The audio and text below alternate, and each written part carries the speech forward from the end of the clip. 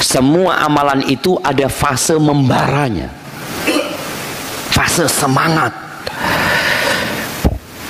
Thumma fatrah, kemudian redup. Jadi seperti api yang membara, lama-kelamaan dia jadi redup.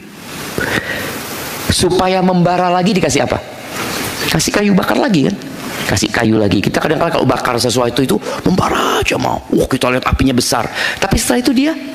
Selamat datang di channel Kalam Syiar FM. Kami suara anak-anak itu.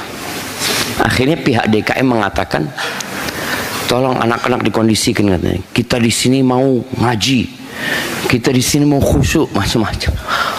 Setelah selesai, syekhnya ngomong, terus terang anak kurang sepakat sama DKM masjid, kata syekh.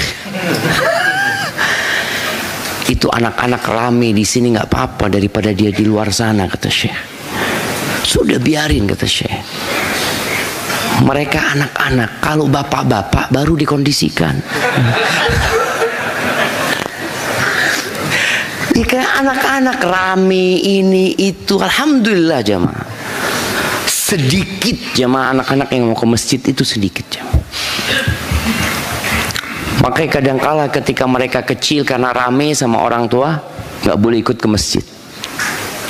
Dan ketika mereka sudah besar, orang tua menyuruh dia ke masjid, mereka nggak ke masjid sudah. Dulu waktu aku kecil, kenapa nggak boleh ke masjid? Sehingga dia nggak kenal sama rumah Allah Subhanahu wa Ta'ala. Maka harapan anak kita semua memaklumi, bukan hanya DKM. Kita jamaah kadang-kala melihat anak-anak ke masjid rame-rame, kita marah sama mereka. Rasul sallallahu alaihi wasallam jamaah pernah khutbah di atas mimbarnya, melihat Hasan dan Husain masuk masjid dengan pakaian mereka yang keinjek-injek ya, terjatuh-jatuh. Nabi turun dari mimbarnya, dibawa itu anak sama Nabi SAW ke atas mimbar. Tak kuat kata Nabi SAW ketika melihat kedua anak itu ya. Jadi mudah-mudahan kita bisa bersabar menghadapi anak-anak kita, karena kita dulu seperti mereka. Cuma kita lupa. Sehingga ada bapak-bapak yang suka marah-marah. Pernah satu kejadian, anak bawa keponakan-keponakan naik ke masjid semua. Jumlah mereka mungkin sama keponakan sepuh ada 15 anak ya. Sebagian mereka masih pakai celana pendek ya mah. Udah ke masjid nggak apa-apa kata anak. Berangkat ke masjid sama DKM masjid. Ini ngapain kesini anak-anak ini?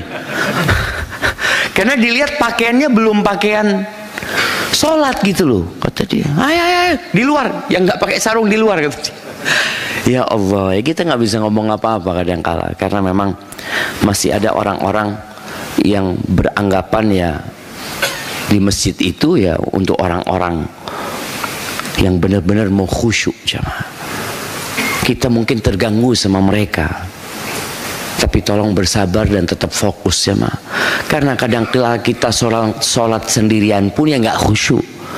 Nggak perlu nyalahkan anak-anak gitu. Kadang-kala kita sholat sendirian nggak ada anak-anak juga nggak khusyuk gitu loh. Iya, sholat sendirian nggak khusyuk apalagi ada anak-anak. La haula wala quwwata illa billah. Nah, kita minta pertolongan kepada Allah jamaah dalam menghadapi urusan-urusan dunia kita, menghadapi keluarga kita, menghadapi anak-anak kita, menghadapi mertua kita, menghadapi menantu yang sudah punya menantu, yang punya ipar menghadapi ipar, menghadapi pekerjaan. Kenapa? Karena kita berada di negeri bala, di negeri ujian.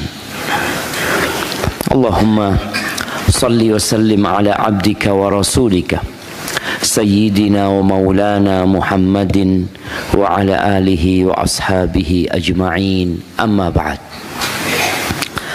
Jamaah rahimakumullah, salat yang paling berat buat orang munafik itu adalah salat isya dan salat subuh. Ada fase dalam hidup kita, ini khususnya buat yang laki-laki ya, di mana kita semangat sholat di masjid. Belum azan sudah di masjid. Atau ketika azan kita bersiap-siap dari rumah kita untuk menuju ke masjid. Tapi ada fase kita nunggu qomat, jemaah. Ada yang sudah dalam fase itu. Dilihat, ketika qomatnya nggak pakai mic, marah dia sama DKM masjid. Apa ini, kata dia? Kok nggak ada qomat? Loh, ada qomat.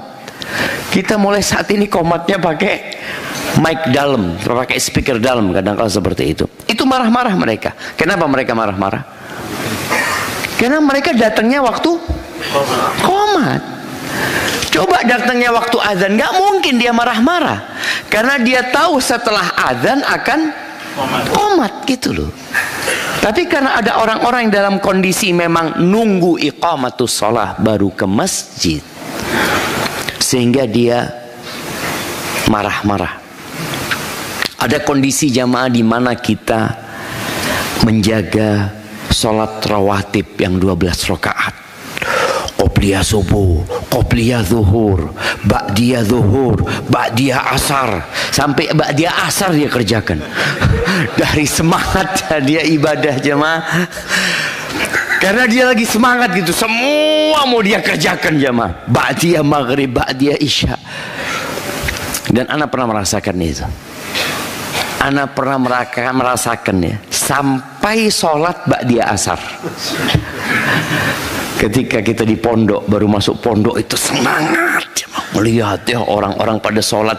Kita waktu SD ya nggak seperti anak-anak di pondok sekarang. Kita waktu SD nggak kenal sholat di masjid, kecuali sholat Jumat atau waktu kita ngaji. Ketika masuk pondok, mau nggak mau kita 5 waktu di masjid. Dan kita melihat orang sholat qobliyah, sholat ba'diyah, semangat gitu jemaah. Habis sholat asar, anak sholat jemaah. Nggak ngerti kita. Ditanya sama ustadznya, sholat apa tadi? Ba'diyah. Astagfirullahaladzim. Ya itu semangat. Semangat. Akhirnya kasih penjelasan sama ustadz bahwasanya la salata ba'dal asri hatta taghrubasy syams, nggak ada sholat sunnah setelah asar sampai matahari tenggelam. Tapi itu kondisi manusia. Kadangkala dia beribadah bersemangat sampai berlebihan. Ingat kisah 3 sahabat yang datang ke rumah istri-istri Nabi Sallallahu Alaihi Wasallam untuk menanyakan bagaimana ibadahnya Rasulullah SAW.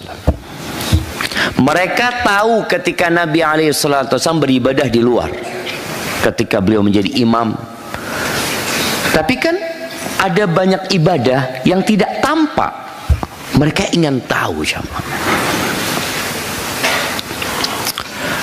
Lalu mendapatkan informasi yang valid dari istri-istri Nabi SAW bahwa Nabi SAW di malam hari ya tidur beliau, nanti baru sholat.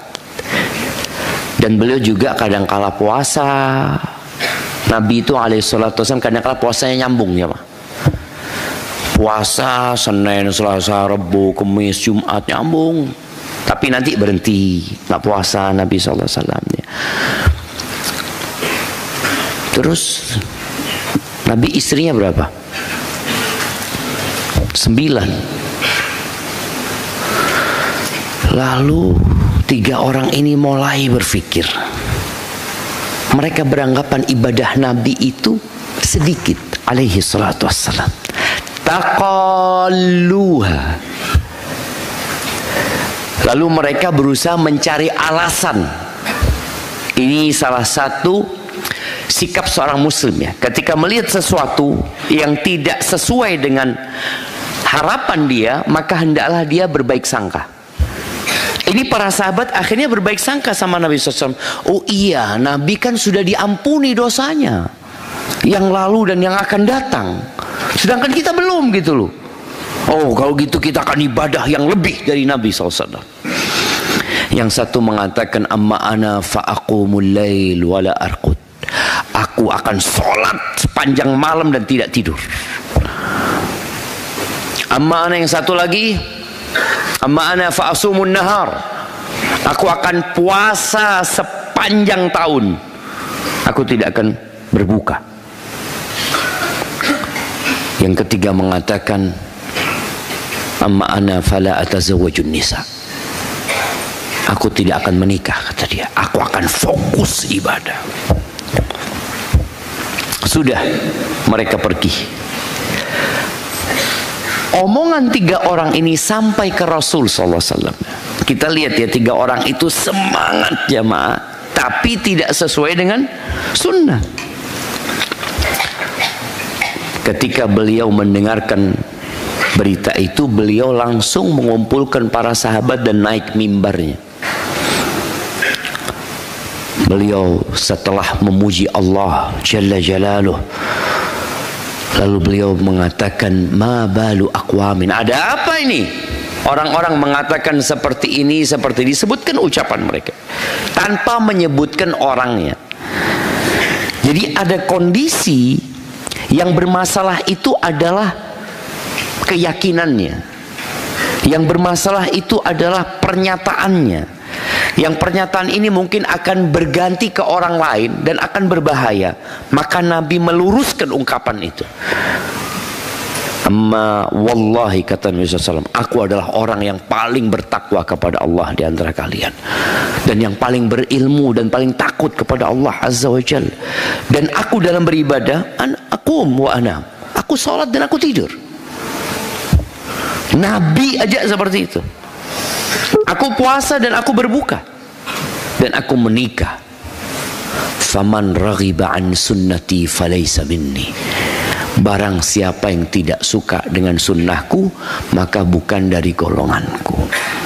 Jadi ahibati fillah, kita semua pernah mengalami fase semangat beribadah dan fase redup ya. Mulai malas, baca Qur'annya sudah tidak lagi. Ada sebagian orang yang benar-benar dia nggak buka mushaf. Padahal kemarin waktu di bulan Ramadan, Allahumma ballighna Ramadan, antum sudah doa nggak? Allahumma ballighna Ramadan, ya Allah sampaikan kami ke bulan Ramadan. Kalau yang semangat ibadah akan doa jemaah. Ketika dia membaca tentang para salafus soleh, para salafus soleh itu 6 bulan setelah Ramadan, apa doanya? Ya Allah terimalah Ramadan kami, kan? 6 bulan sebelum Ramadan doanya, Allahumma ballighna Ramadan, ya Allah sampaikan kami ke bulan Ramadan. Kita sekarang sudah bulan Rabiul Akhir, Jumadal Ula, Jumadal Akhirah, Rajab, Sya'ban, Ramadan. Kita udah kurang 6 bulan jemaah. Tapi sebagian kita belum berdoa minta supaya disampaikan ke bulan Ramadan. Kenapa? Ya tadi sedang futur dia, sedang gak semangat ibadah. Dan Allah jadikan bulan Ramadan itu bulan untuk isi bensin jemaah. Antum bisa lihat bagaimana antum dengan Al-Quran di bulan Ramadan. Subhanallah ya. Di tempat-tempat umum kita melihat orang baca Quran.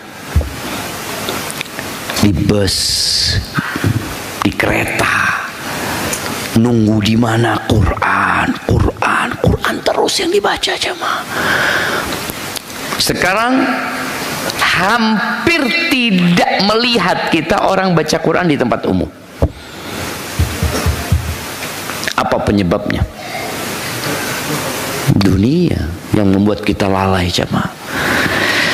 Maka ahibati fillah, Rasulullah sallallahu alaihi wasallam menjelaskan kepada kita bahwa ada kondisi futur yang lumrah, ada yang tidak lumrah. Beliau mengatakan di hadis yang diriwayatkan oleh Al-Bazzar, inna likulli amalin syirrah. Semua amalan itu ada fase membaranya, fase semangat. Thumma fatrah, kemudian redup. Jadi seperti api yang membara, lama-kelamaan dia jadi redup. Supaya membara lagi dikasih apa? Kasih kayu bakar lagi kan? Kasih kayu lagi. Kita kadang-kadang kalau bakar sesuatu itu membara aja mau. Kita lihat apinya besar. Tapi setelah itu dia turun. Kasih kayu lagi, baru membara lagi. Tapi tetap ada fase di mana dia menjadi redup.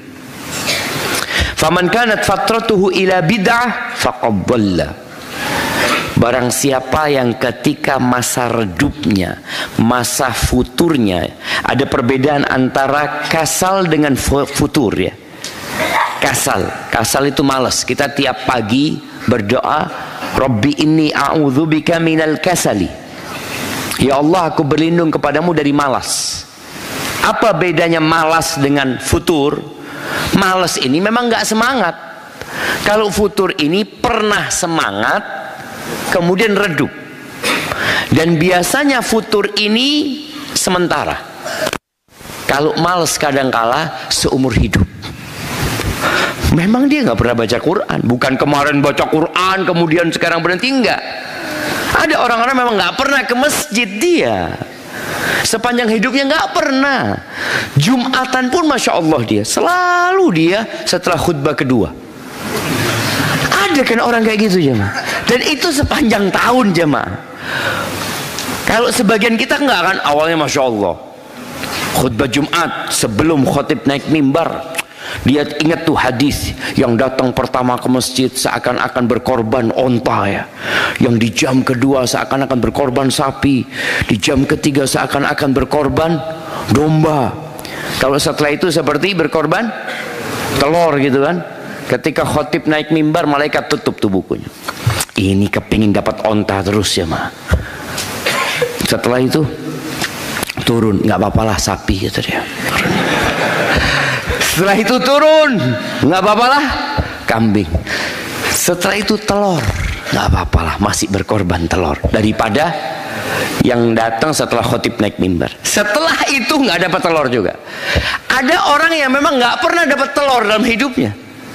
Memang dia selalu khutbah kedua baru datang sambil berdiri ya. Anak sering soalnya naik mimbar itu ngeliat dia berdiri seakan-akan orang paling semangat ya. Padahal dia telat gitu loh. Yang duduk ini yang semangat, bukan yang berdiri di belakang gitu. Tapi tadi kalau bicara males, memang dari dulunya dia kayak gitu. Berbeda dengan futur. Yang futur ini kondisi sementara. Hanya kondisi ini Nabi sebutkan SAW. Kalau futurnya itu menuju bid'ah, artinya menuju sesuatu yang tidak sesuai dengan sunnah, faqad dhalla, maka dia telah sesat. Wa man kana fatratuhu ila sunnatin faqad ihtada. Barang siapa yang ketika futur tetap menuju ke sunnahnya Nabi SAW, ke ajaran Nabi SAW, maka dia telah mendapatkan hidayah. Ahibati fillah, para ulama ketika menyebutkan kondisi futur ini, ada kondisi yang lumrah, ada kondisi yang berbahaya. Kondisi yang lumrah itu ya semua orang mengalami futur, semua mengalami futur. Kita semua mengalami hal itu. Kita tidak pernah meninggalkan zikir pagi, bahkan semangat kita mau menyelesaikan, tapi ada kondisi kita tidak meninggalkan hal itu, tidak mengamalkan hal tersebut. Jadi kalau futurnya itu tidak sampai ke yang haram, maka aman. Artinya futurnya itu cuma anak terus terang Ustaz, sekarang ini kondisinya memang sedang lemah imannya, karena iman itu memang naik turun ya. Anak sholat cuma yang 5 waktu. Alhamdulillah. Alhamdulillah. Dia nggak ada lagi qobliyah ba'diyah. Ada orang anak nggak lagi puasa Senin Kemis, Ustaz. Dulu ana puasa Senin Kemis, sekarang udah nggak ada lagi. Ana terus terang Ustaz nggak pernah sholat malam lagi. Ana mendapati orang-orang yang berhenti sholat malam ketika memang dalam kondisi futur. Orang ini masih alhamdulillah, kalau yang wajibnya masih terjaga, maka dia kondisi yang aman. Kata Ibnul Qayyim rahimahullahu ta'ala, takhallulul fatarat lissalikin amrun la budda minhu.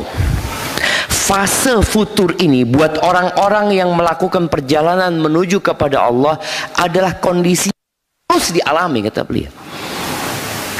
Faman kanat fatratuhu ila muqarabatin wa tasdid, barang siapa yang ketika futur dia masih menuju ke sunnah Nabi sallallahu alaihi wasallam, dia masih mendekat ke perintah-perintah Allah, ke ajaran-ajaran Rasul sallallahu alaihi wasallam, tidak sampai mengeluarkan dia dari yang wajib-wajib dan tidak memasukkan dia ke hal yang haram, rujiya lahu ayyauda khairan mimma kana, maka orang ini diharapkan kembali menjadi semangat lebih baik daripada yang dulu.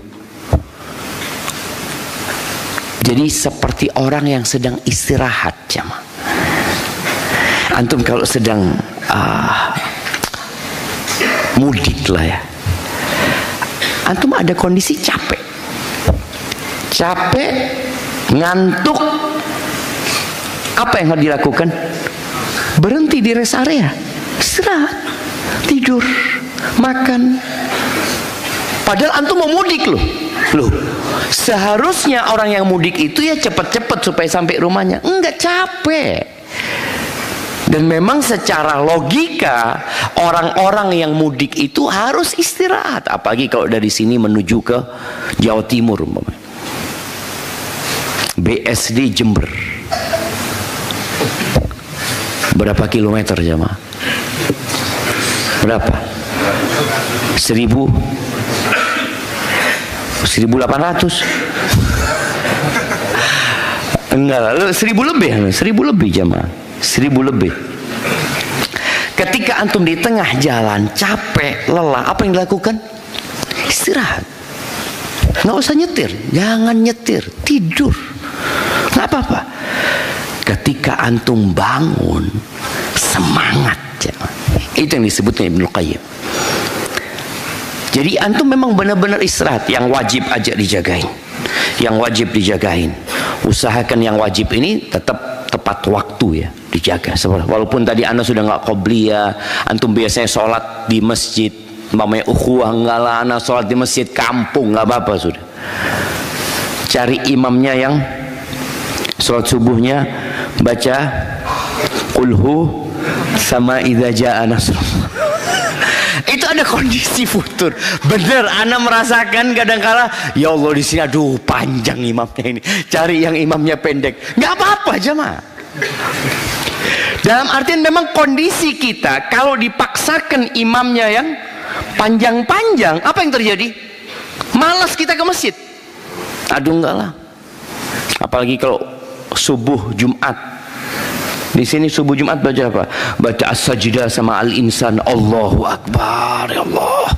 Itu sampai gemeteran kakinya mah. Bahkan sebagian terpaksa nunggu imamnya ruku. Karena dia tahu bacaannya panjang ini, kalau dia datang ahsan lah, kan kedengeran ini bacaan imamnya, ditunggu sama dia. Alhamdulillah, sudah mau rukuk baru dia masuk ke masjid. Bener, ini kondisi futur. Kondisi yang kita nggak berharap lagi pahala setiap huruf 10 kebaikan, setiap ayat lebih baik dari seekor onta, yang mendapatkan takbiratul ihram dengan imam mendapatkan pahala yang besar, yang dapat shaf pertama. Itu semua fadilah hilang. Yang ada gimana saya sholat subuh, bas, nggak mikiri fadilah lagi, jemaah. Ini nggak apa-apa. Ini kondisi memang orang sedang futur. Yang penting dibawa ke yang wajib-wajib tadi. Jangan sampai yang haram, berbahaya. Dan disebutkan ada riwayat dari Ali bin Abi Thalib radhiyallahu anhu, inna nafsa laha iqbalun wa idbar. Jiwa manusia ini Ada fase dia ingin maju ke depan, ada fase dia ingin mundur. Ada kondisi seperti itu. Fa'idha akbalat, kata Ali bin Abi Thalib, kalau jiwamu lagi semangat mau maju, fakhudha bil azima wal ibadah, maka bawa dia untuk bersemangat dan bersungguh-sungguh dalam beribadah. Tadi yang sunnah kerjakan, bahkan yang mubah mungkin ditinggalkan demi kita mendapatkan derajat yang tinggi. Wa idza adbarat fa aksirha 'alal faraid wal wajibat. Kalau dia ingin mundur, maka cukupkan dia dengan yang wajib-wajib saja. Sudah. Yang fardu-fardu saja. Cukupkan dia, jamaah. Kenapa? Karena memang kalau dipaksa, kayak tadi orang yang mudik udah capek, udah ngantuk, dia tetap maksa berangkat, apa yang terjadi? Tabrakan, kecelakaan dia. Pernah suatu hari ana dari Malang kalau nggak salah naik travel jamaah. Malam berangkatnya. Supirnya itu ngantuk jamaah. Sempat dia berhenti di pom bensin ya, istirahat, kemudian melakukan perjalanan. Ana melihat mobilnya ini sudah mulai miring ya. Ana ngomong sama supirnya, "Pak, iya kata dia, Bapak duduk di belakang, saya nyetir." Dan betul ana nyetir itu mobil sampai Jember ya mah. Daripada dia nyetir tabrakan. Jadi supir travelnya tidur sampai bunyi jamaah ya. Karena memang berbahaya tadi. Kondisi futur kalau dipaksakan, yang celaka banyak orang. Maka nasihat dari Ali ini benar. Nah, di sini anak ingin menyampaikan kepada para ummahat, para istri. Kadangkala istri ini mendapati suaminya sedang futur. Dia bertanya, "Ustaz, suami anak sedang futur Ustaz. Sekarang kalau ke masjid ya masbuk terus ya. Kemudian dia nggak lagi qobliyah ba'diyah, nggak ada baca Qur'annya, ini tuh." Dia sebutkan suaminya meninggalkan hal-hal yang sunnah. Maka tolong jangan dipaksa untuk mengamalkan yang sunnah. Semangati suaminya untuk menjaga yang wajib. Yang wajib. Kadang kala dia sampai ke masjid pun tidak, umpamanya jamaah. Tapi usahakan suaminya, "Bang, sholatnya dijaga tepat waktu, Bang." Kalau kemudian engkau berat untuk ke masjid, tolong dijaga tepat waktu sholatnya, Bang. Karena kalau dipaksa ke masjid, "Ayo Bang, ke masjid Bang," dia dengan mengarah berangkat. Nggak ke masjid, ke warung kopi. Loh, karena dia kondisinya memang sedang nggak baik-baik saja jamaah. Maka lebih baik dijaga yang fardu. Modal utama ini dijaga daripada mencari keuntungan. Dan ini ya tadi buat para emak-emak yang kondisinya sedang seperti itu, juga para suami perlu menjaga yang wajib-wajib. Kadang-kadang suaminya semangat beribadah, tanya sama istrinya, "Dek, kalau nggak sholat duha, ayo sholat duha." Akhirnya dia sholat duha tanpa wudhu. Karena untuk nyenangkan suaminya, dia ini sedang males, sedang benar-benar futur. Maka tolong dijaga yang wajib saja seperti itu. Yang biasanya mungkin dia puasa Senin Kamis kemudian dia nggak puasa, udah nggak apa-apa. Umpamanya dia, "Bang, aku nggak puasa," nggak apa-apa, nggak usah puasa, biar aku yang puasa, seperti itu. Tapi tolong siapkan sahurnya gitu loh. Dengan cara seperti ini, insya Allah kita akan kembali semangat. Kadang-kala ada mama yang puasa sama antum, ikut sahur dia, ikut sahur bersama antum. Nanti zuhur WA antum, "Afwan, ana makan karena lapar," kata dia. Orang puasa lapar lah, orang puasa kenyang, udah biarin. Artinya dia memang sebenarnya nggak ingin puasa, nah, tapi suaminya ngajak, dia jadi nggak enak. Di tengah jalan putus, nggak apa-apa, sudah nggak apa-apa, karena itu puasa sunnah jemaah. Jangan dipaksain. Ada kondisi futur yang berbahaya. Ini yang tidak boleh terjadi sama kita jemaah, yaitu kondisi futur sampai meninggalkan yang wajib, bahkan melakukan dosa-dosa besar. Mulai berkawan dengan orang-orang fasik. Dulu yang dia tinggalkan kawan-kawan buruk itu, sekarang dia berkawan lagi. Dan ini berbahaya, dengan kondisi hatinya bisa menjadi keras. Dia mulai menyimak syubuhat-syubuhat, mulai mencari rukhsah, dispensasi dalam permasalahan-permasalahan. Oh, kan ada ulama yang membolehkan. Mulai dia seperti itu jamaah. Padahal dulunya dia nggak kayak gitu. Yang seperti ini harus segera diselamatkan. Imam itu menyelamatkan dirinya, imam orang lain yang melihat kawannya seperti itu segera diselamatkan. Kesian dia jamaah. Ahibati fillah, ingat setan itu nggak pernah tidur siang. Kenapa? Fase futur itu pasti datang menimpa kita karena dua hal. Yang pertama, jiwa manusia itu memang suka santai. Secara jiwa kita, jiwa suka memerintahkan kepada keburukan. Dia nggak mau yang berat-berat, jiwa manusia. Makanya kita dipaksa untuk memaksa jiwa kita. Kondisi yang kedua, kondisi syaitan, yang dia telah bersumpah kepada Allah Azza wa Jalla untuk menyesatkan semua manusia. Thumma la'atiyannahum min baini aydihim, dia akan datang dari depan, wa min khalfihim, dari belakang, wa an aymanim, dari kanan, wa an syama'ilihim, dari kiri. Terus kita akan digodain jamaah, nggak berhenti jamaah. Jadi maju kena, mundur kena, ke kanan kena, ke kiri kena. Dia nungguin kita. Dia tungguin kapan kita ada celah, dia masuk. Dan syaitan mengatakan, wala tajidu aktsarahum syakirin. Dan engkau ya Allah akan mendapatkan kebanyakan hamba-hambamu itu tidak pandai bersyukur. Dan sepertinya itu terjadi. Karena Allah mengatakan, wa qalilun min ibadiyas syakur, sedikit dari hamba-hambaku yang bersyukur. Ahibati fillah, kalau bicara apa yang menyebabkan orang itu futur, ada beberapa faktor jemaah. Yang pertama, faktor agama. Faktor agama ini, ada orang yang ketika dia hijrah, ketika dia mulai istiqamah, dia itu nggak ngaji dengan benar. Dia nggak datang kajian, dia tidak mempelajari tentang tauhid, dia tidak mengkaji tafsir Al-Quran yang merupakan kitab hidayah. Kemudian dia berlebih-lebihan. Ada orang yang berlebih-lebihan dalam beragama.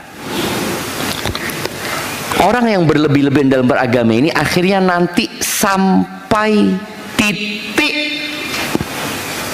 nggak mampu dia, karena memang agama ini mudah gitu loh. Jangan sampai kita mengharamkan yang mubah. Main bola boleh nggak? Ini orang ketika hijrah nggak mau main bola, padahal itu hobi dia. Dia hobi main bola. Ketika dia hijrah enggak, sudah nggak ada gunanya main bola. Masya Allah. Yang nggak ada gunanya main bola apa nonton bola? Nonton bola. Main bola ada gunanya jam, tapi nonton apa manfaatnya? Ya mungkin seneng lah Ustaz, seneng. Jadi anak terus terang, kalau habis main bola itu Ustaz, gula darah anak turun. Habis nonton bola, gula darah anak turun Ustaz, kolesterol turun katanya, karena fulusnya habis. Ya adek nonton bola boleh, mubah ya, mubah, tapi jangan terlalu banyak gitu loh. Main bola, oh boleh. Jadi ketika antum hijrah, antum suka main bola, ya silahkan main bola. Silahkan main bola. Kenapa? Kalau antum menentang sesuatu yang antum sukai dan itu dalam agama diperbolehkan, nanti antum capek. dan dikhawatirkan di tengah jalan antum tinggalkan. Maka tolong jangan berlebih-lebihan dalam beragama. Jangan mengharamkan yang mubah. Tapi paling tidak kita mengurangi yang mubah, jangan terlalu banyak ya, seperti itu. Kemudian jangan mewajibkan yang sunnah. Sunnah ya tetap hukumnya itu, kalau dilakukan kita dapat pahala, kalau ditinggalkan kita merugi. Tapi jangan sampai diwajibkan. Yang sunnah tetap sunnah, yang wajib tetap wajib, yang haram tetap haram, yang mubah tetap mubah. Yang makruh, ada sesuatu yang makruh dalam agama kita. Jangan yang makruh antum haramkan juga. Ini pentingnya, ketika seorang hijrah, maka tolong dia berusaha tetap di atas track, di atas jalurnya nih Syama. Kenapa? Kalau antum semangat awal itu, oke, nggak apa-apa. Antum yang mubah antum tinggalkan nggak ada masalah, karena lagi semangat gitu. Yang sunnah antum kerjakan terus, bahkan yakin aku harus melakukan ini. Tapi ketika semangat antum luntur, habis. Antum akan kelelahan. Ingat agama kita, kata Nabi SAW, inna hadzal din yusr. Sesungguhnya agama ini mudah. Maka sering Anda sampaikan, seorang muslim itu beragama yang biasa-biasa saja. Agama ini nggak usah ditambahin, nggak usah dikurangin. Udah seperti yang diamalkan Nabi alaihissalatu wasallam bersama para sahabatnya. Baik, yang kedua ada faktor jiwa. Ada orang yang kadang-kala depresi, cuma. Ada orang yang kena was-was, yang akhirnya antum kadang-kala melihat ya, ada orang sholat sampai berulang kali takbirnya, Allahu Akbar, Allah. Pas imamnya ruku langsung khusyuk, Allahu Akbar. Dia bisa khusyuk. Jadi selama imamnya baca Al-Fatihah, baca surat, dia itu Allahu Akbarnya berulang kali. Kita lihat ada seperti itu jemaah.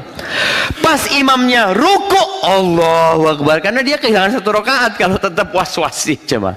Ada yang seperti itu. Ada yang kena was-was ketika wudhu. Dia benar-benar udah sempurna belum tadi ya? Wudhu lagi dia, wudhu lagi. Ini berbahaya.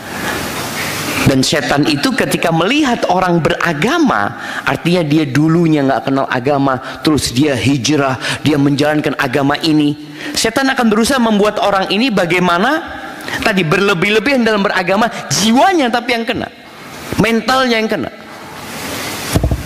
Ketika bermuamalah sama orang, jual beli sama orang, kemudian dia lihat orang ini ngasih kembalian sama ana dari uang riba apa enggak ya? Nggak seperti itu dalam beragama. Maka hati-hati dengan jiwa kita, dengan was-was yang suka menimpa, akhirnya kadang-kala dia kecapean, capek orang yang was-was itu. Kemudian yang ketiga ada masalah sosial ya. Masalah sosial ini seperti bujangan jomblo yang ingin nikah,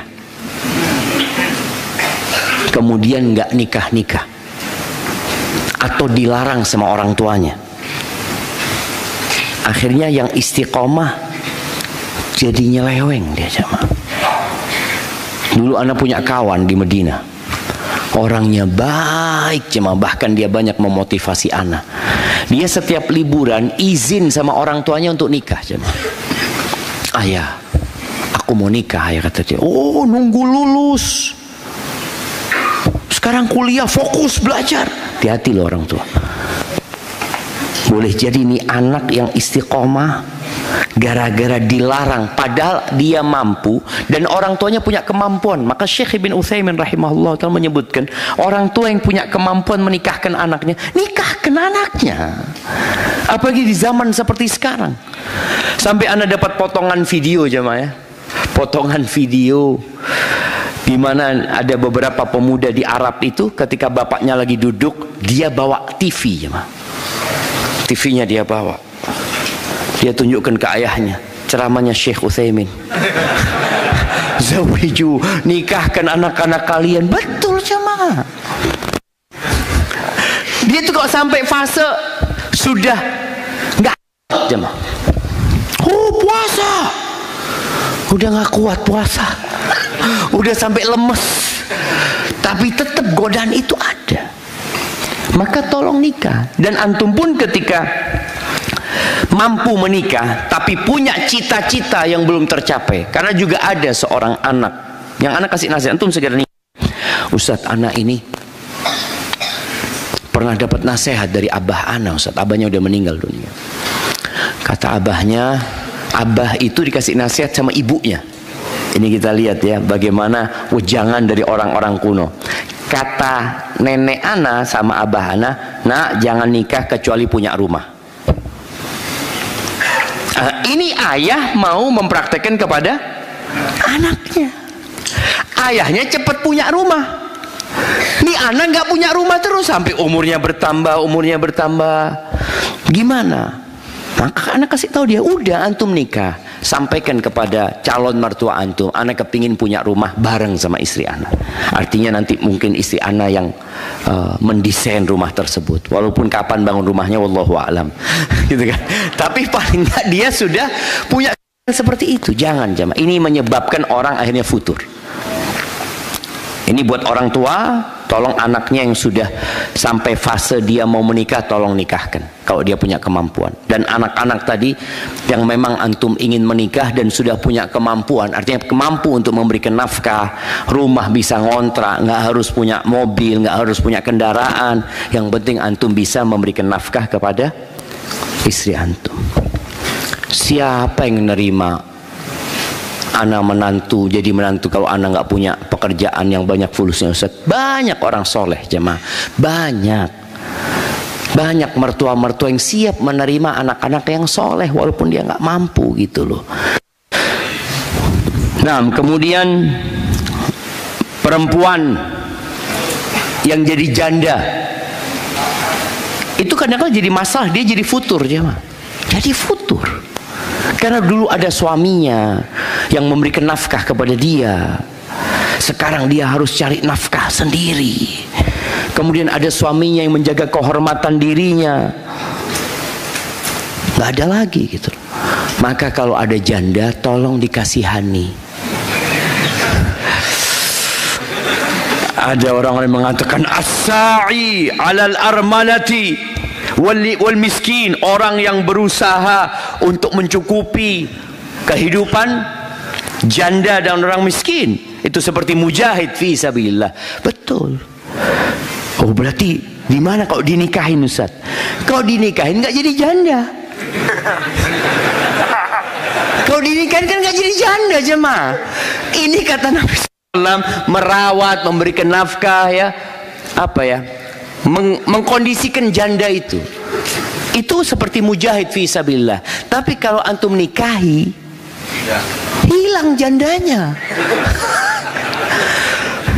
Jadi tolong kita berusaha. Tadi ada masalah-masalah sosial yang memang harus diselesaikan jemaah.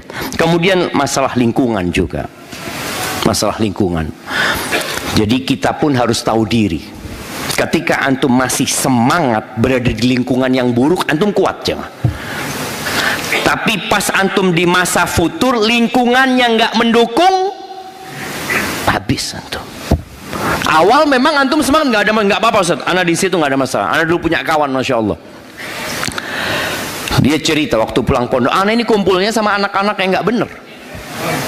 Ya anak ingin ngasih nasihat ya, di pinggir jalan, nongkrong pinggir jalan.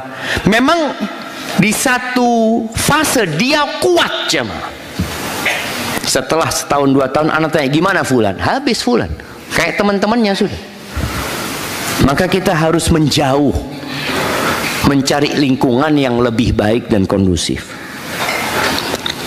Kemudian ahibati fillah, di antara masalah yang membuat orang jadi futur juga adalah masalah ekonomi. Ketika Covid kemarin, ada salah satu ikhwan itu sampai mau bunuh diri sama. Ini cerita kawan ya.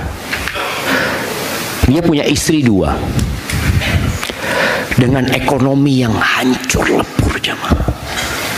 Dia punya tanggung jawab jamaah, nggak bisa ngasih nafkah jamaah. Bisa bayangin? Karena semua orang di rumah mau kerja kemana gitu jamaah. Dan anak sendiri merasakan ketika COVID itu benar-benar nggak ada fulus gitu loh, fulus maafi. Sampai anak utang sama istri anak, nggak ada. Anak mau kasih nafkah, utang ngambil dari istri anak balikin ke istri anak. Ya mau gimana memang? Benar-benar kondisinya. Ada masalah ekonomi tadi yang membuat orang akhirnya futur dia. Awal hijrah semangat, nggak ada masalah dia. Semua kerjaan, nggak punya fulus, nggak apa-apa dia. Tapi ketika futur, kok dilihat, kok belum selesai masalah ekonomi ini. Dia mulai berpikir seperti dahulu lagi. Makanya di antara yang perlu dikasihani adalah ghaniyun qad iftaqar. Orang kaya yang jatuh miskin. Kalau orang miskin dari dulu, ya aman jemaah. Memang dia kondisinya, saya dari dulu kayak gini memang Ustaz. Kadang-kala makan 2 kali sehari. Ya, pagi sama malam. Kadang-kala makan sekali, biasa. Tapi kalau yang biasa makan 7 kali sehari, kemudian makan sekali dia. Kan ada orang yang makan pagi, habis subuh makan. Nanti jam 9 makan lagi gorengan wala apa, habis zuhur makan lagi, habis asar makan, habis maghrib makan, habis isya makan, mau tidur makan lagi. Tahu-tahu dia hanya makan sekali. Orang yang biasa pakai mobil pribadi tahu-tahu harus naik mobil umum. Orang yang biasa pakai jam yang mahal tahu-tahu nggak ada jamnya, handphonenya ada. Ini masalah ekonomi memang menjadi penyebab orang itu futur. Makanya kita tiap hari disuruh berdoa, Allahumma inni as'aluka ilman nafi'an wa rizqan thayyiban. Minta rizki kita jemaah. Hidup butuh biaya. Selama antum hidup, kalau mati selesai. Kita butuh baik, kita minta tiap hari. Baru minta wa amalan mutaqabbala. Ahibati billah, apa solusi dari futur ini? Kalau bicara sebabnya antum sudah tahu, insya Allah antum sudah bisa meraba apa solusinya. Yang pertama adalah berdoa, memohon kepada Allah Azza wa Jalla dengan ikhlas agar Allah menjaga kondisi kita jemaah. Baca doa ya muqallibal qulub tsabbit qalbi ala dini. Dulu waktu awal hijrah kita baca terus jemaah. Setelah merasa sudah istiqomah, kita nggak baca lagi, baca terus. Rasulullah SAW membaca jemaah. Terus baca doa orang-orang yang berilmu. Orang tuh semakin berilmu semakin takut sama Allah. Yang di surat Ali Imran ayat 8 ya. Doa mereka apa? Rabbana la tuzigh qulubana ba'da idh hadaitana wa hab lana min ladunka rahmah innaka antal wahhab. Baca jemaah. Wahai Rabb kami, jangan palingkan hati kami setelah Engkau memberikan hidayah kepada kami.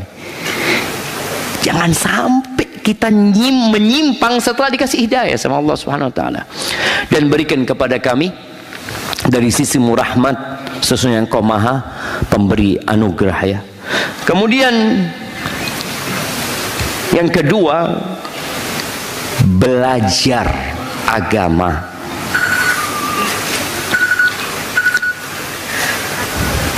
Yang minim, artinya kalau kita bisa maksimal alhamdulillah, tapi nggak semuanya bisa maksimal. Jadi ada ilmu-ilmu yang wajib dipelajari. Antum harus pelajari. Ketika antum hijrah, antum perlu pelajari apa sih ilmu yang wajib anda pelajarin Ustaz, seperti itu. Yang menyebabkan kita terhindar dari syubhat, terhindar dari was-was, terhindar dari bisikan-bisikan setan. Pelajari ilmu tersebut. Jadi ada kajian yang wajib kita hadiri jemaah. Walaupun kita tahu sebenarnya ya kan ana sudah belajar Ustaz tentang rukun Islam, rukun iman, ihsan. Iya, tapi ada ilmu-ilmu lain yang antum harus kaji. Tolong penuhin ilmu tersebut. Kemudian yang ketiga, cari kawan yang baik. Kawan yang ketika kita futur, dia pegangin kita, jawab. Ada yang nelpon kita kalau kita nggak hadir kajian. Nah, maka ini, ana tidak akan lanjutkan kajian sampai antum kenal dengan yang di kanan dan di kiri antum. Fadhal, antum kenalan dulu.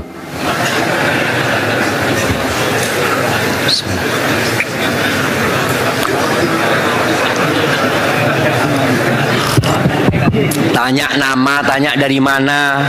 Iya jamaah. Ibu-ibu juga seperti itu.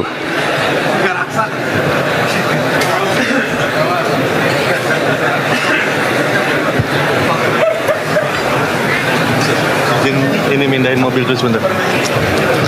Sambil menunggu kenalan, mohon izin, pemilik mobil Nissan B1113JVD. Sekali lagi, mobil Nissan B1113JVD, mohon dipindahkan kendaraannya karena menghalangi orang jualan di tempat tersebut. Gimana? Menghalangi apa? Orang yang mau jualan, Ustaz. Bukan orang yang mau kajian. Iya, karena itu cukup jauh tempatnya, jadi mohon bisa dipindahkan. Karena sempat udah nangis juga Ustaz, ibunya. Jazakumullah khairan wa barakallahu fikum. Masya Allah, barakallahu fikum. Itu biasanya lagi semangat ya, Mak. Anda melihat ya, teman-teman yang lagi semangat beribadah, sampai pagernya rumah orang dia tutup, apa pokoknya dia mau ibadah, mau dapat soft pertama umpamanya, padahal dia menyusahkan orang lain. Maka tolong tadi cari kawan yang baik, dan kalau bisa kawan antum yang antum kenal di sini itu menjadi kawan untuk selanjutnya jamaah.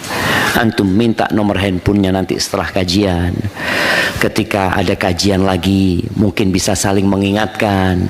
Tanya, antum datang nggak? Orang itu kalau diingatkan jamaah sadar. Tapi kalau kita nggak ada yang ngingetin, apalagi kita hijrah di rumah sendirian, ayah bunda kita belum hijrah ya, kemudian keluarga kita belum, kita sendirian. Ketika kita futur, mereka suka. Oh lihat kan, memang kau berlebih-lebihan dalam beragama, kata dia. Udah biasa-biasa aja. Biasa-biasa aja, maksudnya kadang-kala sholat, kadang-kala nggak sholat gitu. Alhamdulillah. Enggak. Jadi tadi kita perlu kawan yang selalu mengingatkan kita. Kemudian hindari lingkungan. Yang keempat, menghindari lingkungan yang dapat merusak. Ya, apalagi kondisi tempat kerja kita jemaah kadang-kala tidak mendukung kita untuk istiqamah. Ada seorang yang ketika Ramadan dia cerita, Ustaz, dia kerja di sebuah instansi, dia ngomong, semua teman sekantor ana Ustaz nggak ada yang puasa, tapi ngadakan buka bersama. Iya kata dia. Jadi kan di kantor itu ada acara buka bersama, mereka ngadain Ustaz. Jadi anda jadi bingung ya, seperti itu. Itu lingkungan yang dapat merusak ya. Kemudian ketika yang kelima, ketika ada satu masalah, segera selesaikan. Tadi masalah kejiwaan antum, was-was umpamanya ya. Kalau ada masalah-masalah ekonomi, antum segeralah terus berdoa memohon kepada Allah supaya masalah ini tidak membesar. Dan antum terus memohon agar dikuatkan keimanannya. Kemudian yang keenam, kadang-kala antum perlu datang ke orang-orang yang berilmu jemaah untuk minta nasihat, sampaikan kondisi antum. Tadi yang ana sampaikan, ikhwan yang mau bunuh diri itu benar-benar mau bunuh diri jemaah. Istrinya telepon seorang ustaz, akhirnya ustaz itu datang ke rumahnya, dia sedang proses ingin bunuh diri jemaah. Subhanallah jemaah. Maka tadi kita kondisi memang kadang-kala sudah kalap, nggak tahu dia jemaah solusinya apa. Maka kita perlu punya kawan-kawan yang ustadz ya, ustadz yang bisa memberikan nasihat kepada kita. Antum kalau cari ustadz, jangan cari ustadz yang terkenal. Setahun sekali belum tentu ketemu antum sama dia. Iya, tapi ada ustadz di sebuah masjid, ya, ada imam masjid, ada ustadz di pondok pesantren. Udah, antum datang ke mereka. Tiap pekan, tiap bulan antum datang untuk rezeki, datang ke ustadz seperti itu, sambil minta nasihat kepada ustaz. Terus terang perlu dekat sama orang berilmu, jangan perlu dekat. Kemudian yang ketujuh, berusaha untuk menguatkan iman kita dengan menjalankan amalan-amalan yang menguatkan iman itu. Di antaranya adalah mentadabburi Al-Quran Al-Azim. Baca Al-Quran dan tadabburi. Antum punya wirid baca Quran, walaupun cuma 1 ayat, tapi tiap hari antum baca. Kemudian bertafakkur di ciptaan Allah Subhanahu wa taala ya. Di malam hari sekali-kali antum keluar ke tempat yang lapang, jamaah. Duduk di sana. Antum lihat itu langit. Allah mengatakan inna fi khalqis samawati wal ard ikhtilafil laili wan nahar la ayatil li ulil albab. Itu ada tanda-tanda kebesaran Allah di sana.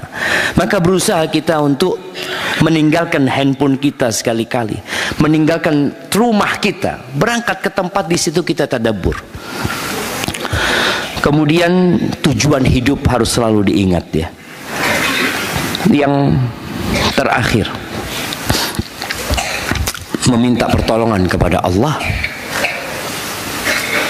dan meminta perlindungan dari syaitan rajim. Ketika bisikan-bisikan itu datang, katakan a'udzubillahi minasyaitonir rajim, a'udzubillahi minasyaiton. Terus jamaah, semoga dengan itu Allah benar-benar menyelamatkan kita. Sebagai penutup, ada sebuah hadis sebelum kita masuk ke sesi tanya jawab.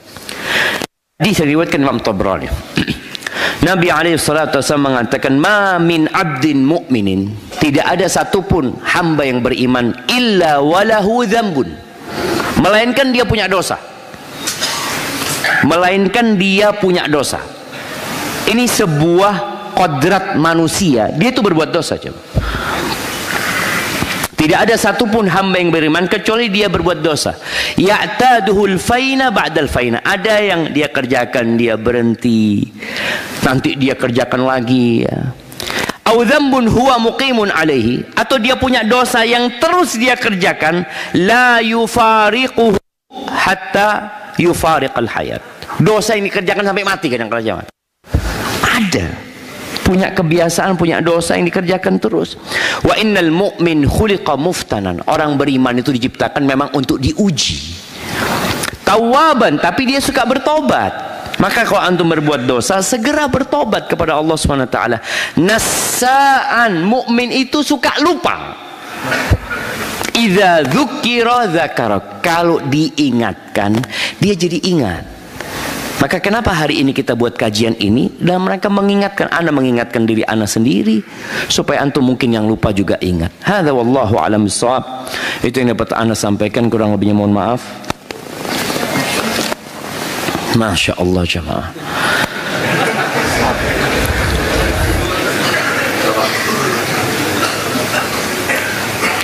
Bismillah Ustaz. Bagaimana cara menanggulangi futur saat sedang hamil? Kadang suka merasa cukup dalam beribadah karena sering merasa lelah, bahkan sering sholat wajib di akhir waktu. Lalu amalan apa yang terbaik untuk ibu hamil ya? Ya, yang pertama, hendaklah engkau memandang kehamilan ini anugerah. Orang kalau sudah memandang kehamilannya itu musibah, kan ada orang, ya Allah hamil lagi, ya Allah. Dari awal dia sudah kecewa dengan hamil itu. Jangan. Ketika dari awal dia melihat ini sebuah anugerah Allah Azza wa Jal. Di saat banyak orang-orang yang tidak bisa hamil, dia hamil. Kemudian yang kedua, ada harapan anak yang dalam kandungannya itu menjadi anak-anak soleh yang berjuang, yang nanti pahalanya akan berlanjut ke ibunya. Itu membuat ibu jadi semangat karena dia mengharap. Tapi kalau dia memandang suaminya sebagai laki-laki yang zalim, ini gara-gara engkau ini. Akhirnya di rumah kondisinya nggak nyaman jemaah. Ketika suaminya datang, dia lihat, ya Allah, kok aku dapat suami kayak gini, kata dia. Maka tolong melihat kepada sesuatu yang indah. Jadi hidup ini sebenarnya setengah isi setengah kosong. Jadi selalu optimis lah, selalu optimis. Dengan kehamilan itu, dengan setiap kelelahan kau akan mendapatkan pahala di sisi Allah Azza wa Jalla. Kemudian kalau bicara amalan apa yang perlu dilakukan oleh ibu hamil yang sedang futur ini, perbanyak istighfar. Perbanyak sudah istighfar. Kemudian ada bisikan-bisikan buruk tadi kita sampaikan, baca a'udzubillahi minasyaitonirrajim. Sampai jam berapa kita? Kalau Ustadz sudah dikasih minuman kayak gini ya. Jadi seperti itu, dan usahakan ketika adzan dikumandangkan anti langsung sholat. Dan tolong dicari tahu apa yang menyebabkan anti futur. Boleh jadi handphone anti. Wallah jemaah, handphone ini jemaah, kadangkala kita perlu sembunyikan. Jadi kalau antum tidak mampu menyembunyikan handphone antum, sampaikan kepada pasangan antum, tolong sembunyikan handphone anak. Benar. Orang itu kalau disembunyikan dan jangan dikasih tahu, cari sendiri sudah. Cari dia handphonenya. Dan biasanya marah-marah dia jemaah ketika handphone itu tidak ketemu. Tapi dalam rangka tadi supaya istirahat dari handphone itu.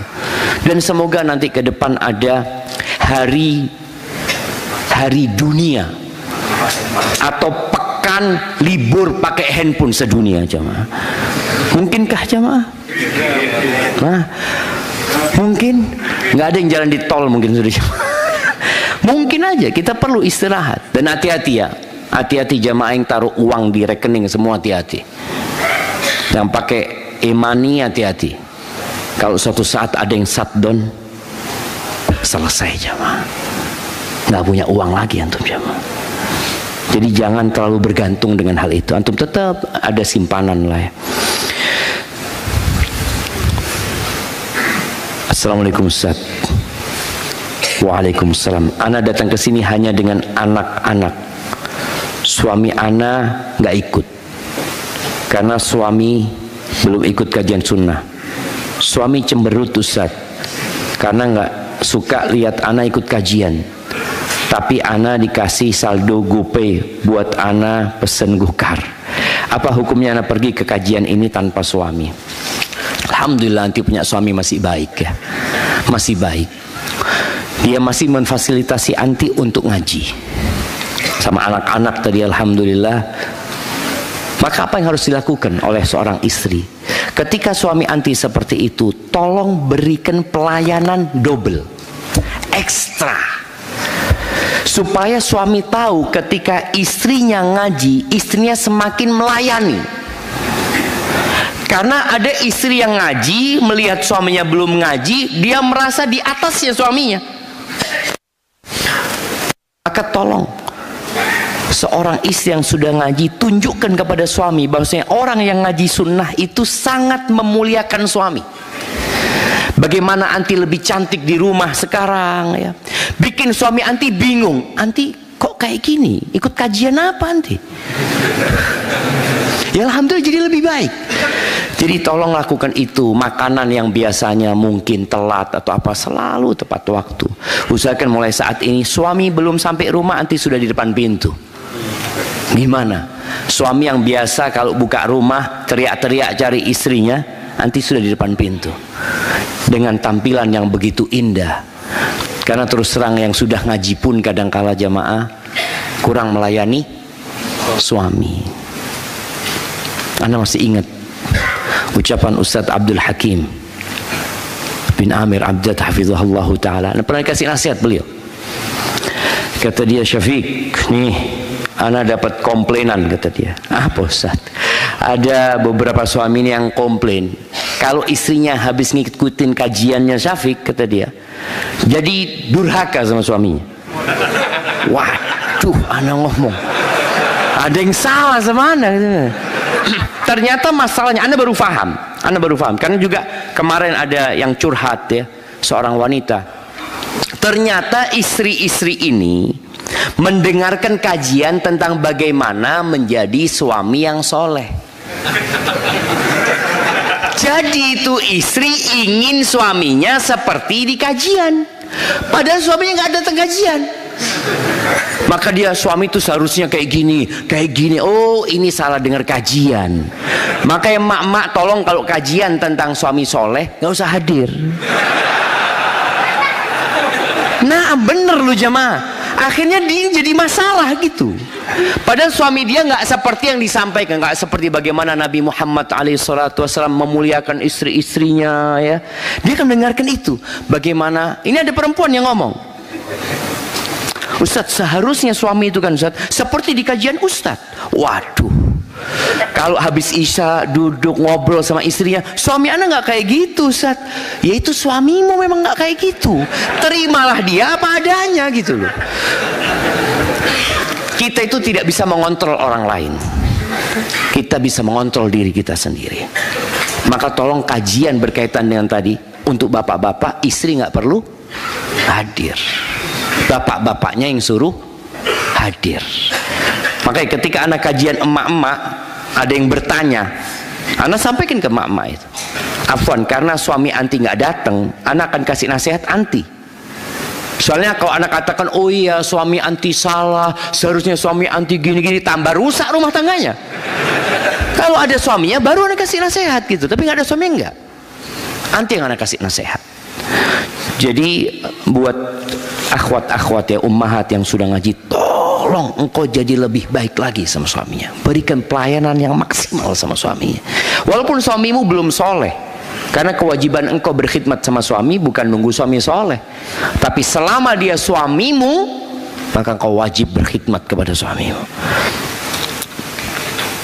Ustadz, anak usia 40 tahun. Anak izin minum dulu ya, Ma.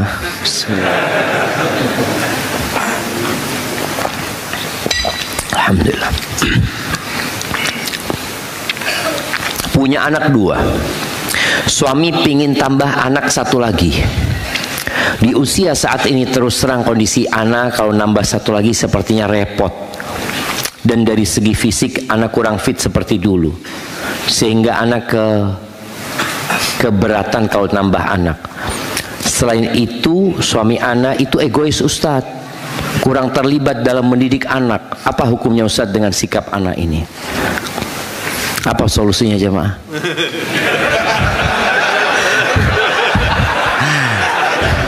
Alhamdulillah suami ibu nggak tambah istri, tambah anak. Dia kan nggak mau tambah istri, mau tambah anak. Bismillah jemaah, bismillah. Jadi pertama tadi, ketika istri masih umur 40 tahun, Khadijah radhiyallahu taala anha nikah dengan Nabi alaihi salatu wassalam. Umur 40 tahun, dalam pendapat yang masyhur, punya anak 6. Maka anti ini jangan nambah 1, suami bilang sama suami 3 bang. Bismillah. Tapi kalau dari awal sudah pesimis, ini itu berat jadinya jemaah. Jadi masalahnya itu di pikiran. Tapi ketika suami mau nambah anak, siap bang. Insya Allah mudah-mudahan anak ini jadi anak yang soleh, soleha nanti, yang bisa mendoakan orang tuanya. Ini sebuah nikmat anak itu, dan dia juga fitnah. Kalau dikatakan tadi suami tidak kurang terlibat dalam mendidik anak, ingat dia, buat emak-emak ini, ibu itu madrasah, ibu itu sekolahan. Tanpa ada suami dia tetap bisa mendidik anak. Imam Syafi'i itu nggak ada bapaknya, mati bapaknya ketika Imam Syafi'i masih kecil. Imam Bukhari sama. Kok bisa jadi Imam Bukhari? Kok bisa seperti Imam Syafi'i? Karena ibunya madrasah. Dan ibu itu bukan mudarrisah. Mudarrisah itu artinya guru. Kan orang mengatakan ibu itu guru, bukan. Kalau guru dia akan capek, lelah, kemudian dia pergi. Ada guru yang resign. Ada guru yang resign, ada capek didik anak. Tapi kalau madrasah nggak ada madrasah. Sekolahan resign. Gimana sekolahan resign? Sekolahan tutup, iya gitu loh. Maka tolong ibu ketika suaminya tidak terlibat, nggak ada urusan. Pahalanya biar diborong ibu semuanya. Suami laksanakan tugasnya. Kalau ada hak-hak ibu yang tidak diberikan suami, ibu minta sama Allah Subhanahu wa taala. Nah, anak kasih nasihat kepada bapak-bapak nih. Bapak-bapak yang jadi suami, yang jadi bapak, yang ingin nambah anak, tolong muliakan istrinya. Apalagi di umur yang sudah 40 tahun mungkin perlu perhatian khusus. Dan kita juga perlu merayu istri kita. Soalnya kalau ya dirayu, dikasih hadiah, ini loh, aku kasih hadiah ke emas 2 on, insya Allah punya anak umpamanya. Insya Allah dia mau punya anaknya seperti itu. Tapi kalau dikasih ayam 2 on, suruh masak berarti. Oh ini, bagaimana sikap kita sebagai seorang suami menyikapi sikap istri yang selalu khawatir tentang dunia. Kebetulan saya baru keluar dari pekerjaan dan beralih ke dagang. Istri sering khawatir bahwa rizki saya saat berdagang tidak sama saat bekerja. Syukron Ustaz. Wow, subhanallah jamaah. Ya ini masalah iman sebenarnya. Kalau pertanyaannya bagaimana menyikapi istri, maka antum sebagai seorang suami kuatkan imannya istri, bahwasanya yang memberikan rizki itu adalah Allah Ar-Razzaq. Apapun pekerjaannya, tetap yang ngasih rizki adalah Allah Jalla Jalaluh. Kemudian yang perlu juga dikuatkan istri kita ini, diingatkan dia dengan kondisi-kondisi kita sebelum bekerja. Ketika kita di perut ibunda kita belum bisa berusaha, tapi Allah kirimkan rizki. Kita juga melihat burung-burung yang tidak pernah sekolah, burung-burung yang juga tidak punya tabungan, ternyata Allah kasih rizki sama mereka gitu loh. Kemudian bawa istri melihat orang-orang yang di bawah antum, dengan harapan dia bersyukur kepada Allah Azza wa Jalla. Kemudian nasihat ana buat teman-teman yang dagang ini, tolong sebelum berdagang berilmu terlebih dahulu. Karena ada orang-orang yang semangat saja tapi ilmunya kurang. Sebagaimana beribadah kita perlu ilmu, ternyata berdagang pun perlu ilmu. Antum cari kawan-kawan yang sudah sukses, teman-teman yang berhasil, minta nasihatnya, minta arahannya. Kemudian kalau perlu pendampingan, minta pendampingan. Karena banyak teman-teman yang gagal dalam usaha disebabkan kurangnya ilmu dan tidak ada yang membantu dia untuk mendampingi usahanya. Rasulullah sallallahu alaihi wasallam ketika sahabat hijrah dari kota Mekah ke kota Madinah, itu orang-orang Ansor minta kepada Nabi sallallahu alaihi wasallam agar kebun mereka dibagi 2 untuk orang Muhajirin dan Ansor. Kata Nabi SAW, jangan. Orang Muhajirin ini nggak tahu tentang pertanian, tentang perkebunan. Dikasih kebun mati semua kurmanya nanti. Sudah, kebunnya kebun kalian, tapi mereka ikut sertakan di dalam kebun kalian. Kasih bagian mereka. Jadi seperti itu, perlu ada pendampingan. Bagaimana cara mengingatkan suami ketika sedang futur tanpa suami merasa kesal ketika diingatkan? Kadang kalau anak sedang semangat-semangatnya ada, kalau suami sedang futur, anak dan anak-anak jadi ikut-ikutan Ustaz, ikut-ikutan futur ya. Iya, yang pertama tadi disebutkan sudah, bahwasanya ketika suami futur, jaga yang wajib-wajib dia. Jangan dia dipaksa untuk mengerjakan yang sunnah. Yang wajib aja dijaga, seperti tadi, berhenti di rest area, istirahat, nggak apa-apa. Istirahat. Sampaikan ke suaminya, iya bang, abang kalau sekarang lagi memang futur, istirahat abang. Paling enggak yang wajib tetap abang jaga. Jadi nasihatnya itu bagaimana dia menjaga yang wajib.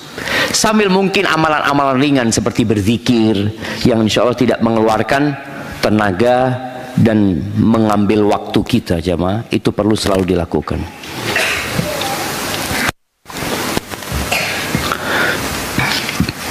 Naam jamaah.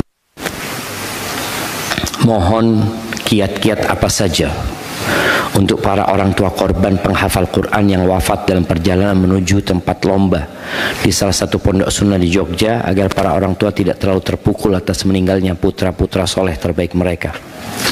Mohon doanya Ustaz untuk para almarhum rahmatullah alaihim. Jamaah, dunia ini tidak bersahabat dengan siapapun. Nabi pun meninggal dunia. Nabi pun ada yang dibunuh, jemaah. Nabi. Antum bayangkan ya, Nabi Zakaria itu disembelih. Nabi Yahya itu disembelih dan kepalanya dihadiahkan ke pelacur, jemaah. Nabi. Dunia tidak bersahabat dengan siapapun. Maka orang tua yang anaknya pergi terlebih dahulu, sejatinya anak-anak itu keluar dari penjara, jemaah. Dan semoga anak-anak itu diampuni dosa-dosanya dan menjadi tabungan buat orang tuanya. Memang berat, jemaah. Pernah ada seorang alim ulama itu ditinggal mati anaknya. Anaknya ini sudah hafal Quran, anaknya ini sudah hafal banyak hadis Nabi SAW. Ketika anaknya meninggal, bapaknya nggak terlalu sedih, jemaah. Ditanya sama sahibnya, kok nggak terpukul, katanya, anakmu meninggal. Iya, kayaknya aku yang berharap itu, kata dia. Loh, kok bisa? Aku memang berharap ada anakku yang jadi tabungan buat aku. Aku berharap ada anakku yang jadi pemberi syafaat buat aku nantinya. Dan anaknya meninggal, jemaah. Subhanallah. Maka orang tua ketika mendapatkan musibah seperti yang disebutkan tadi, ya, hendaklah yakin bahwa 50.000 tahun sebelum penciptaan langit dan bumi ini sudah dicatat oleh Allah Subhanahu wa taala. Dan alhamdulillah anak-anak itu meninggal dunia dalam kondisi sedang ingin mengagungkan Al-Quran Al-Azim. Mereka dalam kebaikan, jamaah. Bukan seperti anak-anak yang meninggal menuju ke tempat yang tidak baik. Anak-anak itu semoga husnul khotimah semua. Dan apa sebenarnya yang ditunggu dalam kehidupan ini, jamaah? Apa yang kita tunggu? Kita nunggu mati, jamaah. Cuma yang kita pikirkan gimana pada saat ajal itu datang menjemput kita. Gimana? Kemarin ana dengar, ya Allah ya, ana jadi kepingin, jemaah. Ana kemarin ke Pekanbaru. Ada seorang anak sama ibunya ngomong, Ustaz, suami ana udah meninggal, katanya. Iya, ini bapaknya anak ini udah meninggal, Ustaz. Udah tua ibu itu. Subhanallah, Ustaz, bapaknya meninggal itu, Ustaz, dalam kondisi sujud, Ustaz. Sedang sholat duha. Jadi bapaknya ini biasa subuh ke masjid sama ibunya, karena sudah sepuh-sepuh mereka. Nggak biasa bapak itu sholat duha di masjid, biasa sholat duha di rumah. Kita itu kehilangan, bapak kok nggak ada di kamar, nggak ada. Kita lihat CCTV, ternyata bapak keluar ke masjid dalam kondisi sujud, meninggal dunia, jemaah. Itu yang kita cari sebenarnya, jemaah. Allah Azza wa Jalla mengatakan wala tamutunna illa wa antum muslimun. Jadi ketika mereka sudah pergi dalam kondisi Islam, maka hendaklah orang tuanya bersabar. Katakan inna lillahi wa inna ilaihi raji'un. Dan semoga anak-anak itu dapat memberikan syafaat kepada orang tuanya kelak.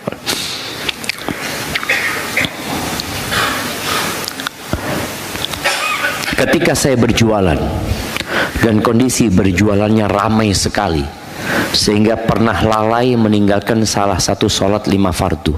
Apa yang harus dilakukan? Mohon nasihatnya. Ya, antum harus bertobat kepada Allah Azza wa Jalla. Apakah sholat itu perlu diqadha? Memang ada khilaf di antara para ulama. Apakah sholat yang ditinggalkan dengan sengaja bisa diqadha atau tidak? Jumhur ulama berpendapat diqadha.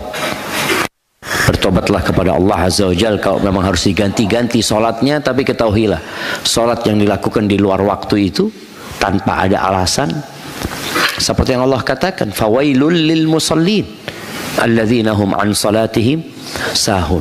Maka bertobatlah, perbanyak amalan sunnah, perbanyak sholat sunnah, semoga Allah mengampuni dosanya. Karena meninggalkan sholat ini dosa besar, jemaah.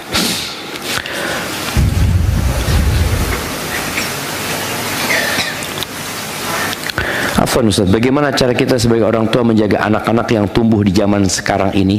Karena sering ada rasa ketakutan akan masa depan anak-anak nantinya. Wallahi soy, kita semua khawatir, jemaah. Rasa takut inilah yang seharusnya membuat kita memohon kepada Allah Azza wa Jalla. Nabi Ibrahim dulu, di zaman dulu, doa beliau ketika belum punya anak apa? Siapa yang tahu doanya Nabi Ibrahim?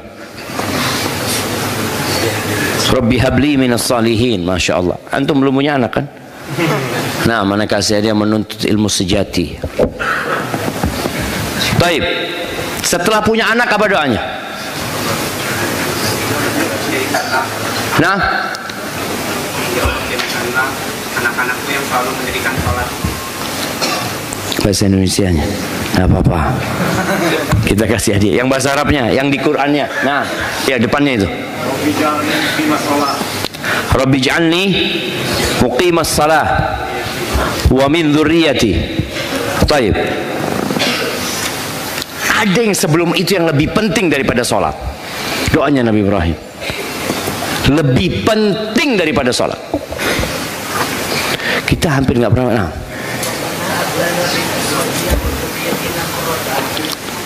itu bukan doanya Nabi Ibrahim, tapi nggak apa, kita kasih hadiah. Nah, Rabbana bukan buat anaknya, nggak apa-apa, nak kasih hadiah antum, apa. Tapi hadiahnya buat muslim, antum kasih istri antum. Nah, jauhkanlah anak itu dari menyembah berhala. Masya Allah, barakallahu fikum. Bahasa Indonesianya ya, nggak apa-apa, kita kasih hadiah. Kita kasih hadiah, fadhal. Baik, Aisyah mah.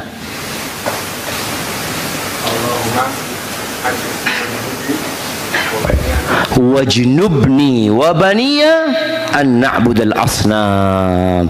Itu jamaah apa? Hindarkan aku dan anak keturunanku dari menyembah berhala, jamaah. Tauhid. Dan kalau aku baca memang ini lebih dulu daripada sholat. Sama di lembar yang sama doa Rabbi ij'alni muqimas shalah, ya Allah jadikan aku orang yang mendirikan sholat. Sebelum itu doanya Nabi Ibrahim diselamatkan anaknya dari kesyirikan. Takut Nabi Ibrahim, siapa? Kalau di zaman dulu aja takut Nabi Ibrahim, gimana dengan kita?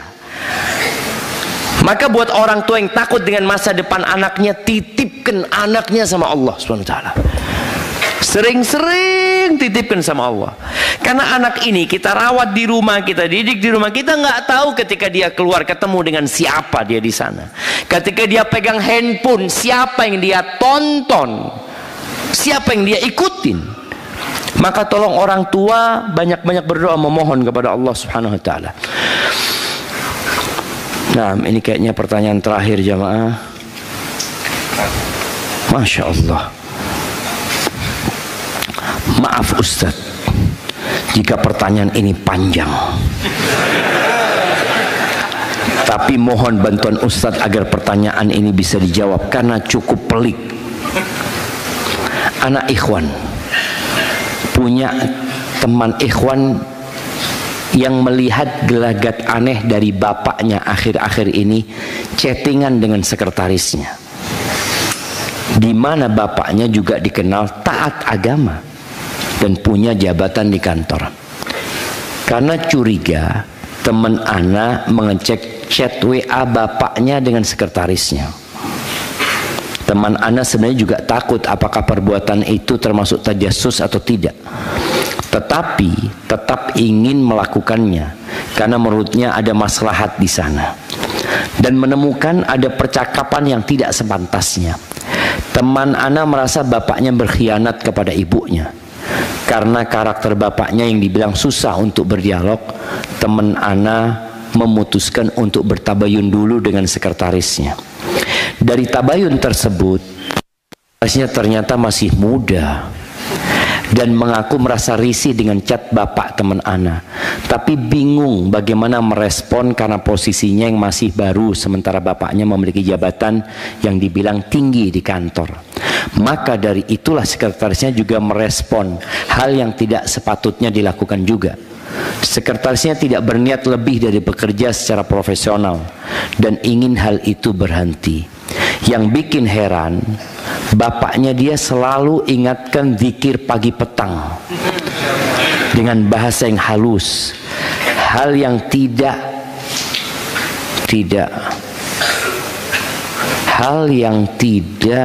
Tidak apa ini. Ana dan teman yang tidak teman ana dan adik perempuannya dapatkan di rumah. Oh, maksudnya dia mengingatkan sekretarisnya zikir pagi dan petang. Masya Allah. Keren jamaah ini, Masya Allah ini. Anaknya nggak pernah diingetin gitu kan, anaknya nggak pernah diingetin, tapi sekretarisnya diingetin. Masya Allah. Teman ana menunggu inisiatif dari bapaknya untuk meminta maaf. Jika tidak ada inisiatif, apa yang seharusnya teman ana lakukan sebagai anak? Bagaimana menyampaikan agar bapaknya berubah dan menghentikan sikap tidak pantas ini terhadap sekretarisnya? Dan apakah ada pesan untuk bapaknya yang mungkin sedang futur? Sebelumnya teman ana juga berpesan ke sekretaris, jika bapaknya menanyakan hal tabayun ini ke dia, tolong bilang untuk bertanya saja ke teman ana langsung sebagai anaknya. Kebetulan bapaknya tahu kalau teman anak-anak tabayun dengan sekretarisnya. Yang pertama, hendaklah anak ini bertobat kepada Allah Azza wa Jalla. Kita itu kadangkala merasa orang lain berbuat dosa, padahal kita juga sedang berbuat dosa. Tajassus, buka handphonenya orang, ya, itu nggak boleh. Kita itu boleh mengingkari kemungkaran yang memang kita lihat, atau kita mendengar, umpamanya di sebuah rumah kita berpikir kayaknya ini ada masalah di rumah ini, tapi kita nggak ngelihat. Nggak boleh kita naik pagar untuk memastikan, ya, nggak boleh. Tapi ketika antum memang sudah nggak nyaman dengan kondisi tersebut, memang seharusnya ngomong sama bapak langsung. Memberikan nasihat ke bapak, tidak harus berbicara tentang kasus itu jemaah. Karena kasus ini hanya asap, tapi ada api yang perlu dimatikan. Jadi jangan sibuk dengan asapnya. Masalahnya apa? Masalahnya di iman tadi yang lemah. Maka ajak bapaknya umpamanya untuk ngaji. Kalau bapaknya paham agama, ya, bapak kita ingin ba'dal maghrib ngaji sama bapak. Bapak bacakan tafsirnya buat kami. Kemudian ajak bapaknya, bapak kita kayaknya udah lama nggak ziarah kubur ke tempatnya kakek. Yuk bapak. Jadi diajak bapak ini untuk memperbaiki keimanannya. Jadi antum jangan fokus bapak ini khianat sama ibu. Enggak, dosanya bapak itu sama Allah Subhanahu wa taala. Makanya kita tahu dalam agama kita jemaah, ketika terjadi perzinaan, anak zina itu tidak dinasabkan kepada bapak biologisnya. Kita kan sudah berpikir harus tanggung jawab, nggak bisa tanggung jawab dia. Anak itu dinasabkan kepada siapa? Ibunya, karena dia di luar nikah. Pembahasan di masyarakat, enggak, ini harus bertanggung jawab. Salah. Yang harus dilakukan adalah bertobat. Bertobat kepada Allah. Walaupun dia menikahi itu perempuan yang dizinain dan hamil, menurut jumhur ulama tetap nggak bisa dinasabkan kepada bapak biologisnya. Maka nasihat anak tadi, hendaklah anak ini bertobat kepada Allah karena dia tajassus terhadap bapaknya. Kemudian yang kedua, mengingat dosa bapaknya bukan berkhianat kepada ibunya, tapi dosa dia kepada Allah Azza wa Jal. Jadi kalau berkhianat kepada ibunya, seakan-akan kalau ibunya sudah meninggal dunia, perbuatan bapaknya boleh. Tetap yang namanya ngomong nggak benar dengan yang bukan mahramnya, tetap itu hal terlarang gitu loh jamaah. Kemudian dikuatkan bapaknya juga keimanannya. Kadang-kala orang itu jamaah ada fase dia ingin menikah lagi, tapi dia nggak berani. Akhirnya naudzubillah dia memilih untuk berzina. Nggak ada loh alasan orang berzina jamaah, nggak ada. Sedangkan Allah sudah membolehkan. Maka tolong kuatkan iman bapaknya. Kemudian ketika bapaknya memang berpikir untuk menikah lagi, ya sampaikan kalau bapak memang mampu berlaku adil, ya fadhol, tapi tidak dengan cara yang tidak diperbolehkan dalam agama. Hadza wallahu a'lam bishawab. Itu yang dapat Anda sampaikan jamaah. Kurang lebih mohon maaf. Yang benar dari Allah Subhanahu wa taala, yang salah dari diri Anda pribadi, Allah dan Rasul yang terbebaskan dari kesalahan itu. Subhanakallahumma wa bihamdika asyhadu an la ilaha illa anta astaghfiruka wa atubu ilaik. Assalamualaikum warahmatullahi wabarakatuh.